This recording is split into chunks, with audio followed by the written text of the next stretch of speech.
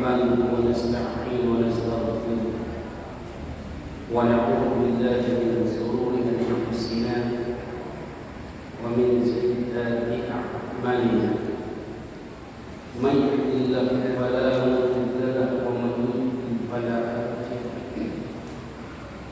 أشهد أن لا إله إلا الله وأشهد أن محمدا عبده ورسوله صلى الله عليه وسلم لا نبي بعده.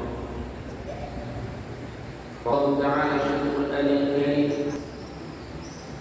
أعوذ بالله من الشيطان الرجيم بسم الله الرحمن الرحيم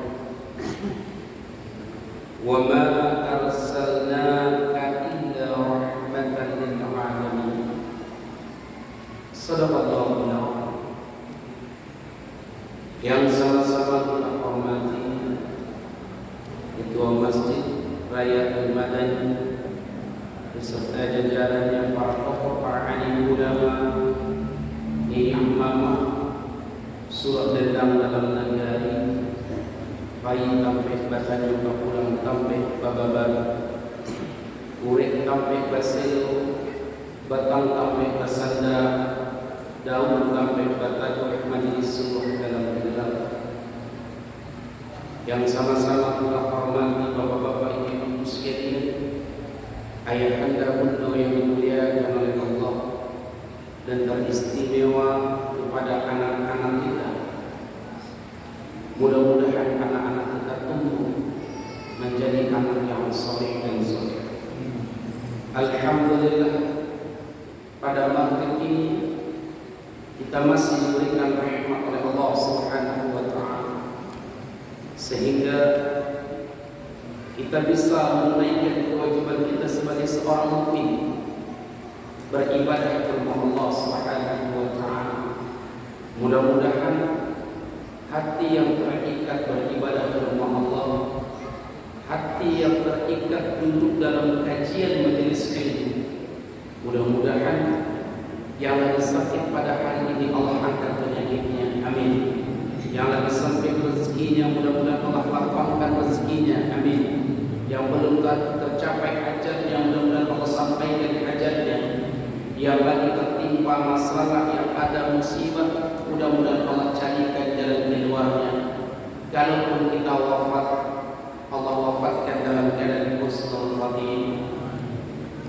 Bapak-bapak, ibu-ibu sekalian, ayahanda bunda yang dimuliakan oleh Allah, pada hari ini ada rasa gembira bertemu dengan bapak-bapak, ibu-ibu sekalian. Karena tahun yang lalu itu saya kesini lebih ramai tiang dan tagak daripada orang. Tapi alhamdulillah hari ini Masjid Raya ini makin lama bangkit, makin lama bangkit. Dan kita merasa ada kekurangan di dalam hati ini, ada kekurangan pada diri kita. Kenapa? Karena kita yang butuh Allah. Walaupun kita tidak sholat, walaupun kita tidak bersedekah, walaupun kita tidak mengagungkan Allah, Allah itu tetaplah besar. Tak ada ruginya bagi Allah. Yang rugi itu adalah kita. Dan alhamdulillah, mudah-mudahan yang hadir pada malam hari ini, yang duduk dalam kajian majelis ilmu ini adalah taman-taman surga Allah Subhanahu wa taala. Maka akan dipersaksikan oleh para malaikat Allah. Dan para malaikat Allah mendoakan di kajian majelis ilmu ini supaya orang yang hadir pada malam hari ini Allah berikan rahmatnya. Karena ada di dalam kitab Al-Ala wal Qurra halaman 314, ketika ada salah satu seorang sahabat sedang membaca Al-Quran, lalu ketika itu Abu Bakar duduk dalam kajian majelis ilmu memberikan ilmu kepada para sahabat lainnya. Lalu ketika itu berdirilah seorang sahabat yang bernama Umar bin Khattab. untuk berhenti sementara untuk membaca Al-Qur'annya, bergabung untuk duduk dalam kajian majelis ilmu. Bukan berarti kajian majelis ilmu ini kita menyampingkan firman Allah Subhanahu wa taala lagi. Itu yang pertama. Yang kedua, di zaman Rasulullah sallallahu alaihi wasallam, ketika Rasulullah sallallahu alaihi wasallam memberikan untuk waktu subuh, maka para sahabat itu mendekat, merapatkan barisnya ke depan. Kenapa dia merapatkan barisnya ke depan? Karena ingin mendapatkan ilmu yang tidak salah di telinganya nanti. Maka yang ditakutkan kalau ada yang duduk di belakang, maka apa yang nanti diterimanya takut salah pemahaman. Dan oleh karena itu, bapak-bapak, saudara-saudara sekalian yang dimuliakan oleh Allah, yang masih berada di luar, yuk kita bergabung, duduk dalam kajian majelis ilmu ini, duduk di dalam rumah Allah ini. Mudah-mudahan pada malam hari ini Allah turunkan keberkahan, amin. Allah turunkan rahmat, amin. Sehingga negeri ini jauh dari balaknya Allah Subhanahu wa taala. Bapak-bapak, saudara-saudaraku, ayahanda, bunda yang dimuliakan oleh Allah Subhanahu wa taala. Ada kajian yang benar yang begitu saya sampaikan pada hari ini kepada kita semua. Bahwasannya mungkin banyak para dai, para alim ulama, para mubaligh mengadakan tabligh akbar tentang kelahiran baginda Rasulullah sallallahu alaihi wasallam. Maka banyak yang menerangkan siapa ayahnya Rasulullah, siapa ibunya Rasulullah, siapa istrinya Rasulullah, siapa anak-anaknya Rasulullah. Anak Rasulullah ada 7, 4 perempuan, 3 laki-laki. Meninggal waktu kecil-kecil. Namanya Ibrahim bin Muhammad, namanya Qasim bin Muhammad, namanya Abdullah bin Muhammad. Umur berapa Rasulullah SAW ditinggalkan oleh ibunya waktu masih kecil? Siapa yang menyusui Rasulullah SAW? Maka pada malam hari ini, ikhwah yang dimuliakan oleh Allah Subhanahu wa taala, bukan itu yang mau saya sampaikan. Tapi yang mau saya sampaikan pada malam hari ini adalah visi dan misi Rasulullah SAW dilahirkan ke bumi Allah ini. Maka ada 2 visi misi Rasulullah. Yang pertama, untuk meluruskan akhlak, untuk memperbaiki akhlak. Yang kedua, untuk meluruskan tauhid, untuk memantapkan akidah. Kenapa ini yang harus saya bahas? Karena pada hari ini maaf cakap, berapa banyak orang yang gelar profesor tapi tidak ada akhlak kepada orang tuanya. Berapa banyak para ustaz, para dai tapi tidak punya akhlak kepada Allah Subhanahu wa taala, tidak punya akhlak kepada rumah Allah Subhanahu wa taala. Berapa bulan terakhir ini anak-anak kita ada yang di pesantren, ada yang hafal Al-Qur'an tapi tidak punya akhlak, malah membunuh saudara-saudaranya, malah ada yang membunuh saudaranya sampai meninggal dunia. Maka orang yang berakhlak itu sudah pasti berilmu. Tapi orang yang berilmu belum tentu punya akhlak. Maka Rasulullah SAW dilahirkan ke bumi Allah ini adalah salah satu tujuan yang pertama untuk memperbaiki akhlak. Maka setelah itu barulah Rasulullah SAW diperintahkan oleh Allah untuk beribadah, untuk menentukan waktunya, ayahanda bunda yang dimuliakan oleh Allah Subhanahu wa taala. Dan oleh karena itu, berapa banyak kita lihat di luar sana, maaf cakap, dia merasa dirinya yang paling baik. Gelarnya doktor, gelarnya MA, rumahnya dekat masjid, tapi tidak mau sholat ke masjid. Gelarnya doktor, gelarnya MA, tak mau duduk dalam kajian majelis ilmu. Ini tidak punya akhlak kepada rumah Allah Subhanahu wa taala. Tidak punya akhlak. Bukankah Allah pernah sampaikan itu, Allah abadikan itu di dalam surah Al-Anfal ayat 2? Mungkin 3 tahun yang lalu pernah saya sampaikan. Innamal mu'minuna alladzina idza dzukirallah wajilat qulubuhum. Orang yang beriman kalau disebut nama Allah gemetar hatinya.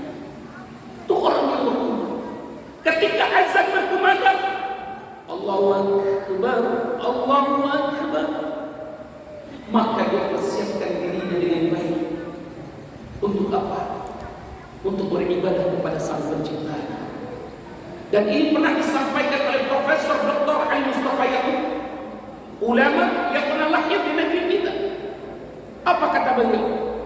Ternyata ada kajian yang tersirat di dalam itu semua.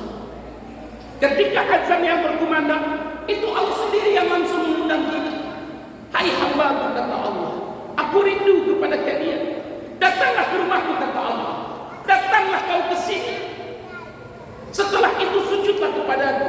Setelah kau sujud, mintalah kepadaku, kata Rabb. Maka akan kuperkenankan doa. Tapi banyak ikhwah, bapak-bapak, ibu-ibu sekalian, berapa banyak orang yang punya ilmu tapi tak punya akhlak, terutama akhlaknya kepada Allah Subhanahu wa Ta'ala. Kalau di negeri ini banyak orang yang berilmu tapi tak punya akhlak, maka kehancuran di depan mata itu subhanallah. Dan saya mengimbau kepada ayah, kepada bunda-bunda yang dimuliakan oleh Allah, selain anak kita menuntut ilmu di luar sana, maka di rumah berusaha menunjukkan akhlak yang baik kepada anak kita. Anak kita suruh sholat, kita pun ikut sholat. Anak kita suruh mengaji, maka kita pun ikut mengaji. Anak kita suruh jangan merokok, jangan merokok, nanti rusak tuh paru-parumu, maka orang tua jangan merokok di depan anak. Jangan pernah kita berkata kasar untuk menyinggung perasaan anak-anak kita. Dan ini yang banyak dipertontonkan di luar sana. Beberapa hari yang lalu, kalau tidak salah kurang lebih 5 hari yang lalu, di Cilacap ada salah seorang anak santri yang menulis temannya, dipukulnya sampai meninggal dunia. Bayangkan, anak menghafal Al-Quran, hafalannya 3 juz. Anaknya sholat, maka anak menghafal Al-Quran, orang yang rajin pun sholat, belum tentu dia akhlaknya baik, belum tentu ayahnya. Maka orang sholat pun belum ada jaminan surga. Jangan dikecilkan awak sholat subuh awak ke masjid, sholat zuhur, sholat asar, sholat maghrib, sholat isya, terus kita berjamaah ke masjid. Jadi kecil awak dijamin oleh Allah masuk surga lah, tidak. Belum ada jaminan ayah, bunda. Orang yang sholat saja belum ada jaminan surga, apalagi orang yang tidak sholat. Innalladzina amanu, sungguh orang-orang yang beriman, walladzina hajaru, orang yang berhijrah di jalan Allah, wajahadu fi sabilillah, orang yang berjihad pun di jalan Allah, belum ada jaminan surga. Dari rumah dia berhijrah ke rumah Allah, dari rumah dia berjihad ke rumah Allah untuk melawan hawa nafsunya. Sampai di rumah Allah dia sujud kepada Rabb-Nya, lalu dia memohon kepada Allah, ya Rabb, turunkan rahmat-Mu kepada hamba. Ulaika yarjuna rahmatallah, orang yang dijamin Allah masuk surga, orang yang Allah kasih rahmat.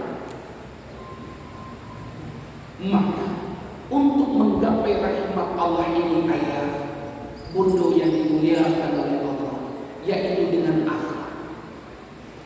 Orang yang berakhlak itu sudah pasti itu berilmu. Tapi orang berilmu belum tentu punya akhlak. Mungkin 3 tahun yang lalu juga pernah saya sampaikan di sini. Orang Minang itu sudah pasti itu agamanya Islam. Orang Minang. Orang Minang sudah pasti agamanya Islam.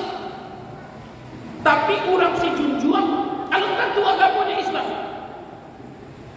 Orang orang Minang lah pasti orang si Junjung. Orang si Junjung ada tentu orang Minang.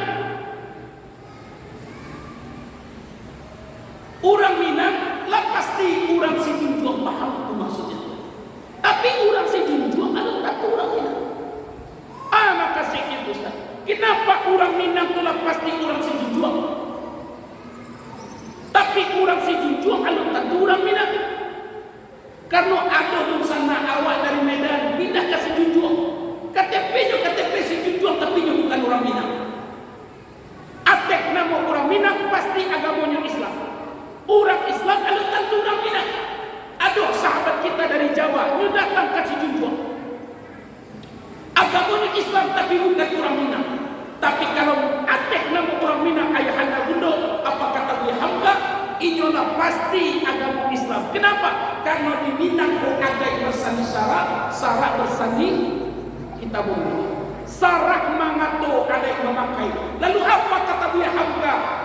Jangan mengaku orang Minang doa kalau tidak ada akhlak ke rumah Allah. Jangan mengaku orang Minang doa kalau salatnya tidak ke rumah Allah. Khusus pada laki-laki. Jangan mengaku orang Minang doa. Karena tidak punya akhlak ke rumah Allah. Rumah dekat masjid, tak mau salat ke masjid. Akhlak ke rumah Allah tidak ada. Ini yang disampaikan oleh Buya Hamka ayahanda. Bayangkan berapa banyak orang sekarang yang mengaku agamanya Islam tapi tidak punya akhlak ke rumah Allah. Berapa banyak orang yang gelarnya profesor, doktor, MA tapi tidak punya akhlak kepada kedua orang tua. Dan ini dipertontonkan di depan mata kita semua. Dan oleh karena itu, mulailah dari diri kita. Utamakan mendidik anak ini dengan akhlak yang baik. Kalaulah anak kita suruh sholat, maka orang tua harus mencontohkan di depan anak. Kalau anak kita suruh mengaji, maka orang tua pun ikut mengaji. Keberhasilan orang tua bukan mencapai tingkat pendidikan paling tinggi terhadap anak. Keberhasilan orang tua bukan mencapai pendidikan yang paling tinggi terhadap anak laki-laki. Tapi keberhasilan seorang orang tua, dia yang mendidik anaknya. Kalau orang tuanya ini meninggal, anak yang selalu mendoakan, anak yang akan memakaikan mahkota di kepala kedua orang tuanya kelak berada di akhiratnya Allah. Itulah keberhasilan orang tua. Walaupun banyak kita lihat sekarang ayahanda, ini mohon maaf saja. Ada orang di si Junjung ini ayahanda. Ada orang di si Junjung. Orangnya masih hidup sampai sekarang. Ataukah pernah saya sampaikan cerita ini atau tidak? Mungkin saya lupa. Tapi saya rasa belum saya pernah menyampaikan cerita ini. Orang yang berasal dari si Junjung. Apa yang berasal dari si Junjung? Ketika waktu SD, dia tidak melaksanakan 6 tahun, cuma 5 tahun. Kalau ada yang tahu dengan orang ini, tidak usah sebut namanya. Waktu melaksanakan sekolah waktu SMP, sekolah menengah pertama, tidak dilakukan di 3 tahun, tapi cuma 2 tahun. Waktu SMA, tidak dilakukannya 3 tahun, tapi cuma 2 tahun. Kenapa? Karena otaknya hebat. Luar biasa otaknya. Asli orang si Junjung. Orangnya sekarang masih hidup. Waktu kecil hafalannya 23 juz.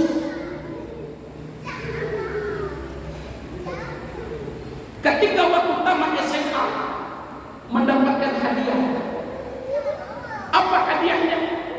Kuliah di luar negeri. Dan mengikuti tes lulus di Amerika.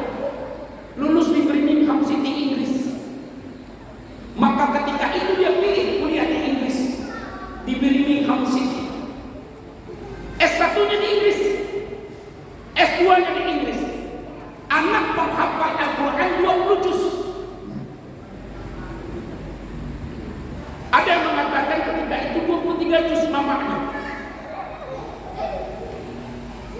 Ketika anaknya ini kuliah di luar negeri, S1-nya di Inggris, S2-nya di Inggris, lalu dia kembali ke Indonesia. Anaknya baik ayah bunda.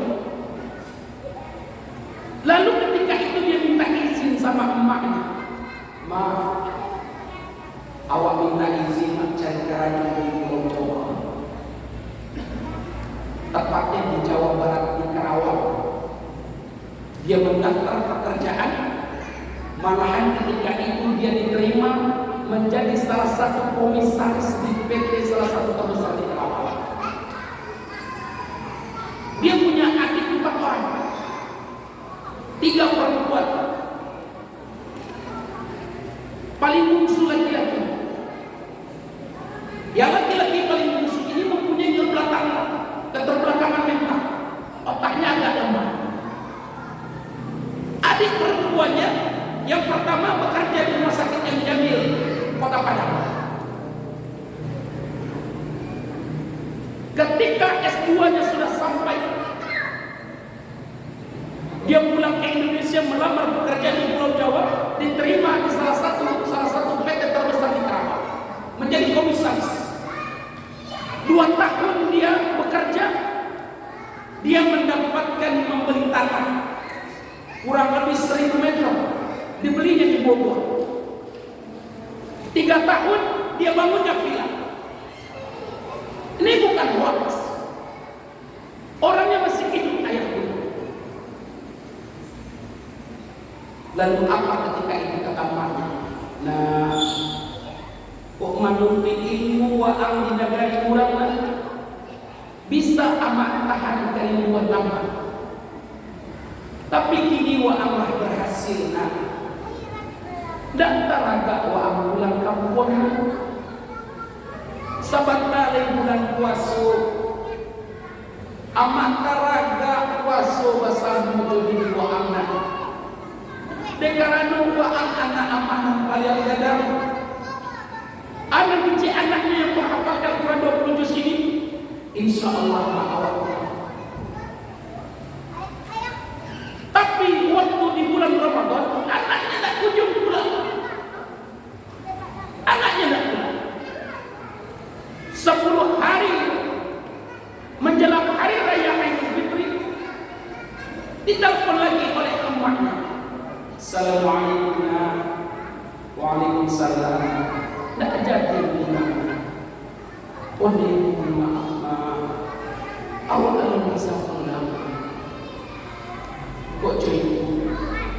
Bisa pulang sebelum hari raya Idul Fitri. Insya Allah awak pulang. Itu bahasa anaknya. Anaknya bahasanya tak pernah keras kepada orang tua. Tak pernah keras ayahnya. Tetapi ketika hari raya Idul Fitri, anaknya tak kunjung pulang. Malam anaknya yang menelpon, Assalamualaikum. Waalaikumsalam. Kodik mohon maaf, awak tak bisa pulang rumah. Dekarano pekerjaan. Ditahan kerinduan di dalam hati emaknya ayah. Ditahan. Karena cerita ini pernah juga disampaikan oleh Ustaz Ali Abang, orang Melayu. Pernah juga disampaikan ceritanya. Ini bukan hoax. Ketika selesai hari raya Idul Fitri, menjelang 1 bulan setengah hari raya Idul Adha, emaknya menelpon lagi kepada anaknya. Assalamualaikum. Waalaikumsalam. Laila Fatina. Oh Laila mau. Oh Laila insya Allah awak akan berkurban. Malah hanya tanya selera maknya. Amak ingin kurban aku, kambing atau jawi? Kalau Laila putih amak meminta dia berkurban jawi. Insya Allah awak berkurban jawi mak. Itu bananan keluar dari mulut anaknya. Anak menghafal Al-Quran 20 juz, bahasanya nak tinggi kepada emaknya. Dan ketika itu ayah bunda yang dimuliakan oleh Allah, 1 bulan menjelang hari raya Idul Adha, anaknya, adik yang perempuan yang bekerja di Padang, mendapatkan kabar bahwasan kakaknya ini di Karawang ini membeli 2 ekor anjing. Baru tahu kan ceritanya, ternyata orangnya orang seujung kan, membeli 2 ekor anjing ayah anda. Lalu kaget emaknya, waktu itu musimnya BlackBerry, BBM. Diberi kabar ke kampung, ke halam di kampung ini kepada emaknya, "Mak, abang mau membeli anjing." Istighfar maknya, astagfirullahaladzim, untuk anjing di situ dan tahu. Maka diteleponlah ke Jawa oleh emaknya. "Assalamualaikum nak." "Waalaikumsalam." "Amak dan tekam, you membeli anjing." "Iya." "Untuk apa anjing wang ini nak?" "Untuk menjaga tilawah. Karena di situ banyak pencuri, banyak orang cilok. Itu barang anjing wang bali saya kuana." Ketika itu dibeli 1 ekor anjing 75 juta. 2 ekor anjing 150 juta. Gemetar emaknya mendengarkan. Astagfirullahaladzim, kok sama aku bana anjing membuang balina. Itu anjing di kampung banyak. Aku nak anjing di kampung kok senang bau nak. Itu anjing dobi keluar Amerika. Ditanya oleh emaknya, "Tak itu maha anjing membuang balina?" "Bah, makanannya nak, makanan khusus." Villa yang dikontrakkan itu sehari itu 1 juta. Anjingnya, makanannya itu 1 anjing itu pengeluarannya sebulan itu 1 anjing 5 juta. Makanannya khusus sampai kan keren. Kalau libur, bawa anjing pagi-pagi jalan-jalan. Kadang-kadang anjing mau dimandikan. Anak menghafal Al-Quran berjuz. Bayangkan ayah anda. Tapi ketika itu emaknya tak mempersoalkan. Apa kata emaknya? "Tak jadi nak, berkorban di kampung, insya Allah jadi. Oh 1 bulan lagi orang hari raya Idul Adha dan piti belum dikirimkan." "Iya mak, tapi amak minta, kok bisa pulanglah hari raya Idul Adha atau cari jauh itu bersama-sama. Amak rindu, amak taraga jadi wa Allah, amak taraga wang bawa jalan-jalanan, amak taraga wang suan, amak pula tubuh." Yang mau dapat kabar dari orang ini, emaknya ketika itu umurnya 89. Emaknya masih kuat. Giginya katanya waktu itu masih komplit. Kok bisa pulang ke kampung? Insya Allah. Tetapi ketika menjelang 10 hari raya Idul Adha, Allah tak kunjung dikirimkan. Tak kunjung. Datang pengurus masjid. Datang pengurus masjid ke rumah. "Assalamualaikum." Orang memanggil beliau itu amak. Pengurus masjid itu, "Mak, kami pengurus masjid ingin mencari jauh.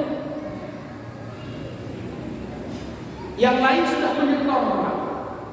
Tapi amak menyetor itu. Tak jadi mak berkorban."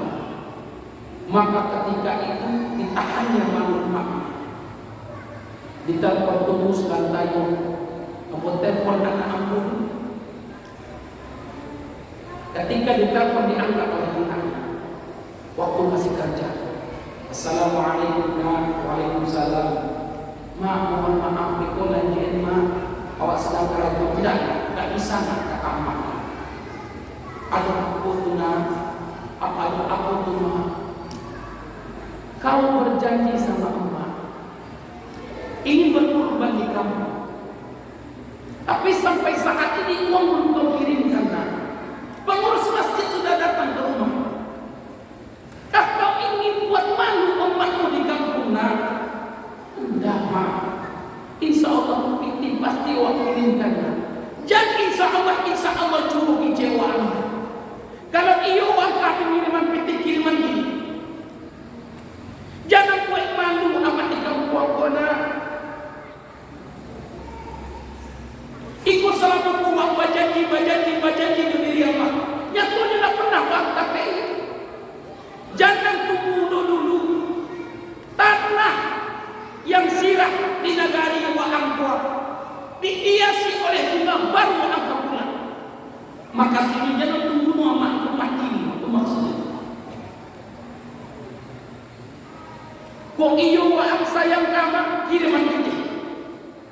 Amat minta uang pulang ini. Buat cuti, buat urusan cuti. Kok bisa buat cari yang minggu satu-satu dah. Amat rindu.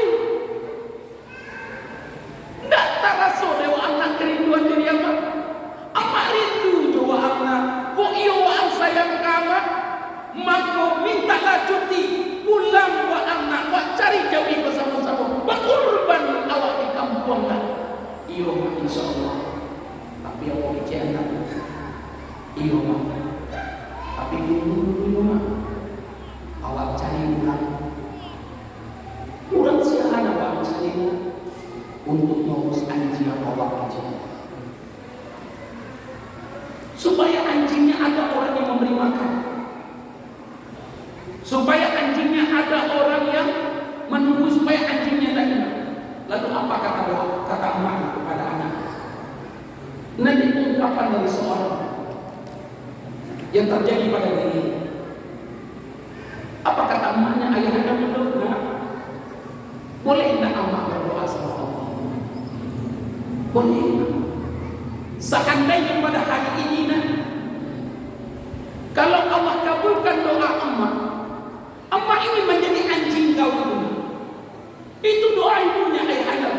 Seandainya pada hari ini Allah kabulkan doa emak ini menjadi anjing kau. Kenapa emak ini menjadi anjing kau itu? Anjing kau suapkan, emak rindu kau suapkan.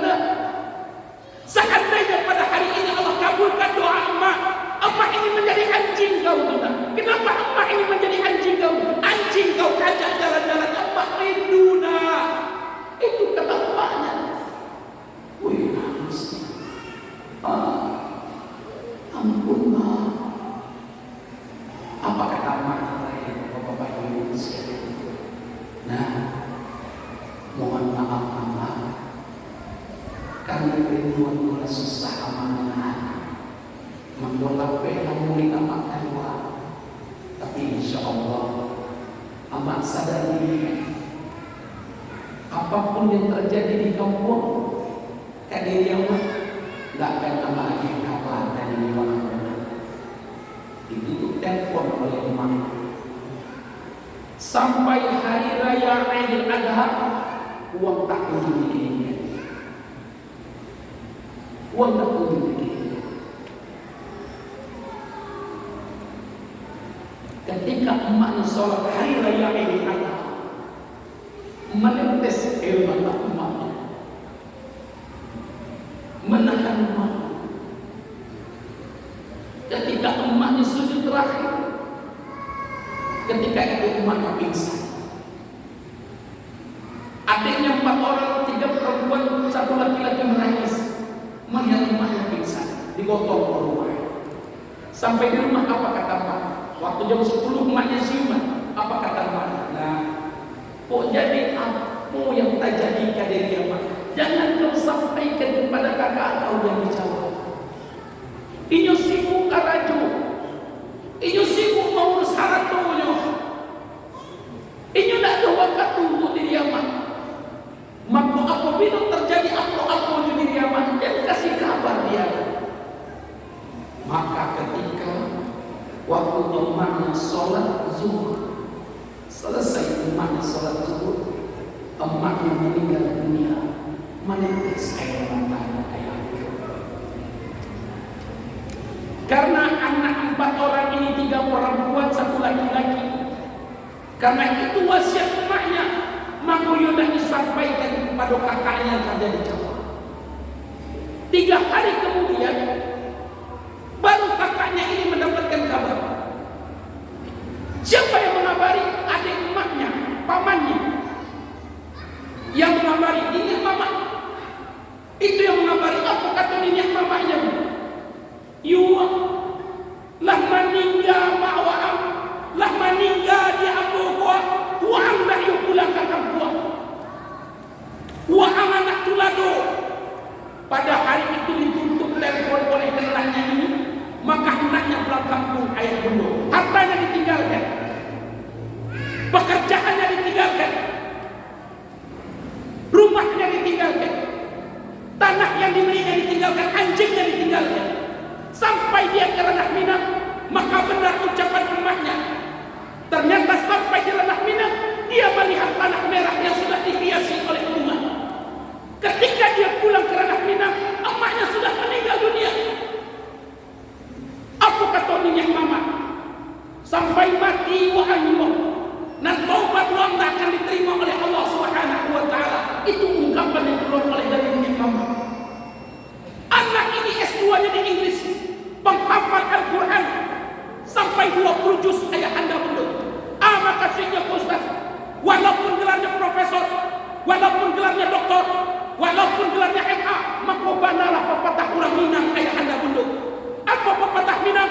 Satu emak, satu ama sudah pasti bisa membesarkan 10 orang anak. Satu emak sudah pasti bisa membahagiakan 10 orang anak. Tapi 10 orang anak belum tentu bisa membahagiakan 1 orang emak. Walaupun gelarnya profesor sekalipun, walaupun gelarnya doktor sekalipun, maka perbaikilah akhlak kita kepada orang tua kita. Ini yang banyak sekarang ayahanda dulu. Tak ada akhlak kepada kedua orang tua, tak ada akhlak kepada Rabbnya, kepada Tuhannya. Gelarnya profesor, gelarnya doktor, gelarnya MA, bayangkan. Banyak sekarang terjadi. Ada oleh karena itu, ini bukan hoax. Saya mendapatkan ini langsung dari orangnya sekarang pindah bukit ini. Sampai sekarang masih.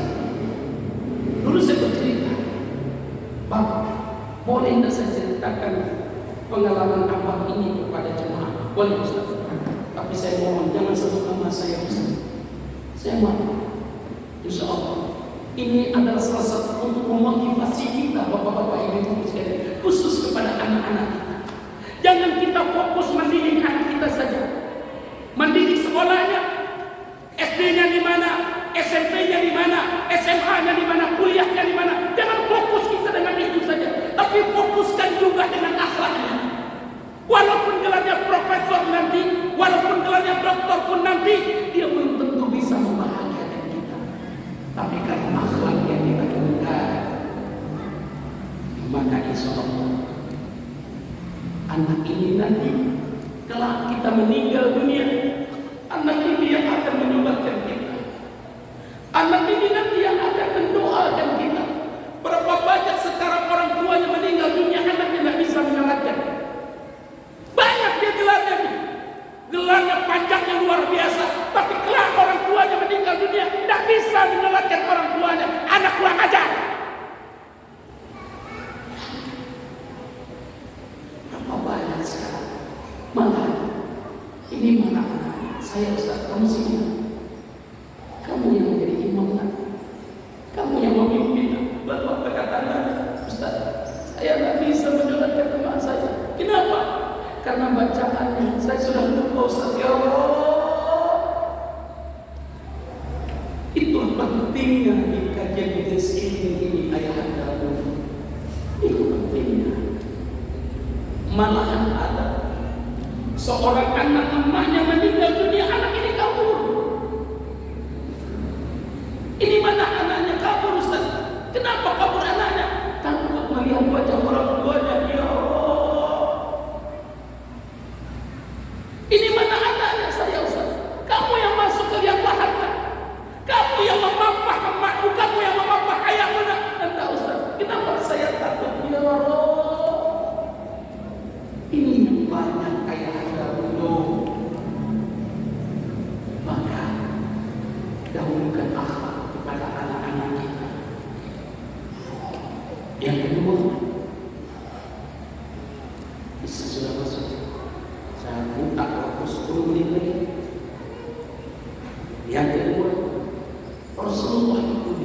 Sesungguhnya Allah ini adalah salah satu untuk memperbaiki akhlak maupun memperbaiki akidah. Sekarang kan tahunnya politik. Sekarang tahunnya politik. Ini bisa didengar oleh orang-orang di luar sana yang tak mau terpanggil hatinya beribadah ke rumah Allah, yang tak mau terpanggil hatinya duduk dalam kajian majelis ilmu. Dengarkan dari rumah, dengarkan kajian ini. Makasihnya dosa. Sekarang tahun politik.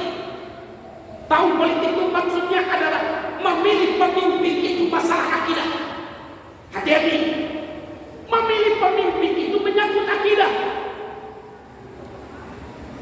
Sekarang banyak orang yang ingin calon anggota dewan, baik DPRD tingkat kota maupun provinsi, yang tadinya rumahnya dekat masjid, karena dia ingin mencalon anggota dewan, sekarang dia sudah mulai sholat ke masjid.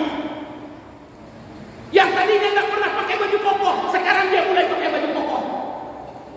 Yang tadinya tidak pernah pakai jangkui, akhirnya sudah mulai berjangkui. Zaman politik nih, tahun politik. Hati-hati, memilih pemimpin itu masalah akidah. Nanti Allah minta pertanggungjawaban kelak di akhirat. Makasihnya itu Ustaz. Kalau sudah tahu dia selama hidupnya tidak pernah sholat, karajono hanya main kuah, karajono hanya main domino, mengobrak-abrik Islam, tak pernah beribadah ke rumah Allah, hanya berhubungan dengan orang-orang yang penuh dengan maksiat.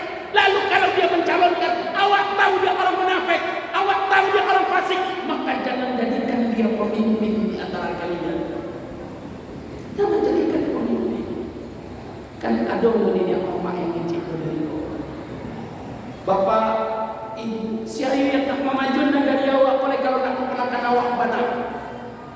Siayu yang tak memajun negara awak, oleh kalau tak anak awak bana.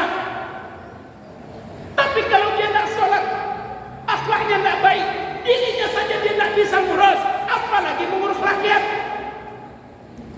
Ustaz, ini bersedekah ke masjid kami Ustaz. Bersedekah 50 juta untuk membuat WC kami Ustaz. Kalau dia bersedekah, boleh tak kami ambil pitinya Ustaz? Ambil pitinya tu. Tapi waktu pencoblosan ada cucu uang itu. Dia cucu uang itu. Kalau dia bersedekah ambil duitnya. Tapi kalau dikeluarkan akad, Bapak, Ibu, ketua masjid, kok kamu bersedekah 50 juta? Besok pemilihan pilih ambo ya, ambo putra daerah situ, mako yang mengicik itu harus amak-amak, amak-amak, bunduk kandung yang mengicik-icik ini ya mak. Nah, Allah anam limu muama, lah baralah mu masa di kota gak, lah 30 tahun masa di kota gak, lah barau mu anak, lah sampai 22 tahun misalnya, tak pernah amak mencari uang sholat ke masa di kota. Karajuang hanya main domino, karajuang main kuah, tak pernah amak mencari uang sholat ke masa di kota. Kok memimpin kona bukan sembarangan nak.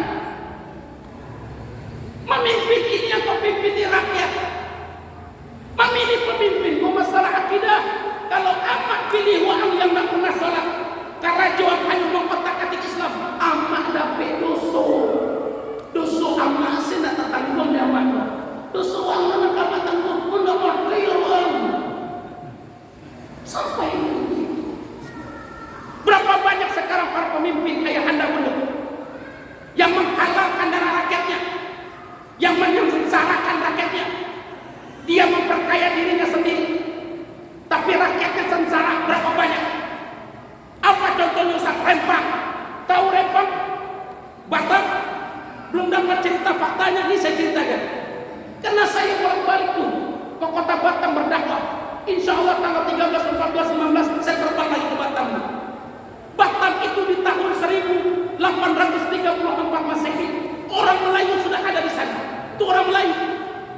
Ketika itu kita dijajah oleh bangsa Belanda, tanah kita dirampas, tanah kita direbut, maka tumbuh diri para pejuang, masyarakat berjuang, para ahli ulama berjuang, merebut tanahnya kembali yang dirampas oleh bangsa Belanda.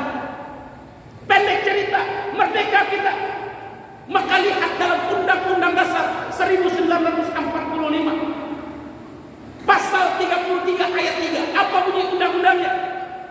Kekayaan alam daratan maupun lautan dikuasai oleh negara. Untuk apa? Untuk memakmurkan rakyat, untuk mensejahterakan rakyat.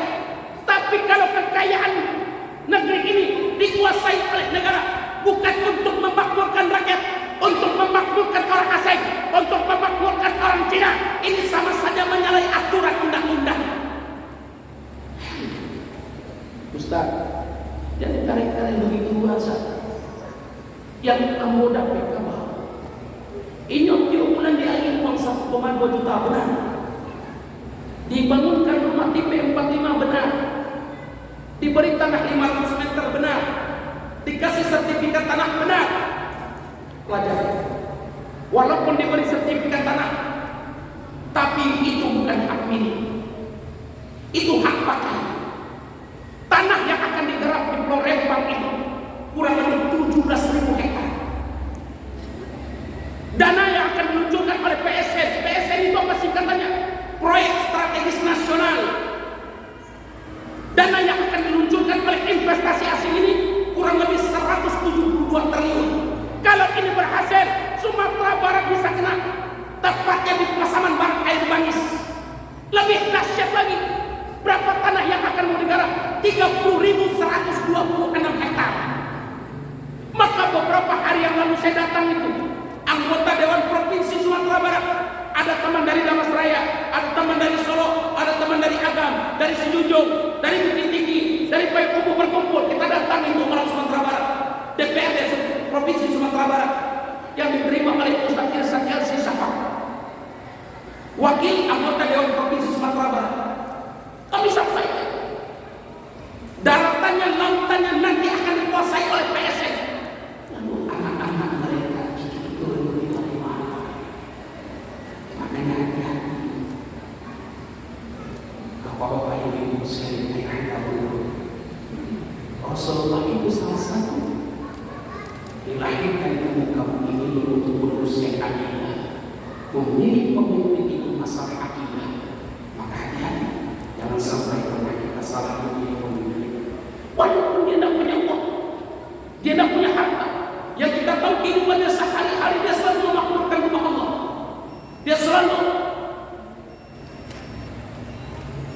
Dia selalu beribadah ke rumah Allah, menghidupkan Ismail, Allah menghidupkan cahaya-cahaya Allah. Walaupun tidak punya uang, maka angkat dia menjadi pemimpin. Kalau dia menjadi pemimpin, dia akan berusaha memakmurkan rumah Allah, akan berusaha memakmurkan masyarakat. Dan oleh karena itu untuk yang dimuliakan oleh Allah, mudah-mudahan negeri kita ini selalu diturunkan rahmat oleh Allah. Buat saudara-saudara kita yang di luar sana, mereka yang belum terpanggil kepada rumah Allah, mereka yang belum terpanggil hatinya duduk dalam kajian majelis ini, jangan pernah kita menangis mereka. Marah kita dengan anak kita boleh, marah kita dengan istri kita boleh, karena dia tak salah. Tapi di balik kemarahan kita, sedekahkan doa terbaik kita. Mudah-mudahan terbuka hati selalu kepada Allah Subhanahu wa Ta'ala. Ayat bodoh yang dimuliakan oleh Allah. Kalau ada kata-kata yang menyinggung hati, yang menyinggung rasa, jangan jadikan kajian ini menjadi suatu pilihan, tapi jadikanlah kajian ini menjadi suatu momentum bagaimana sama-sama kita meningkatkan keimanan dan ketakwaan kepada Allah Subhanahu wa Ta'ala. Kurang lebihnya mohon maaf. Assalamualaikum warahmatullahi wabarakatuh.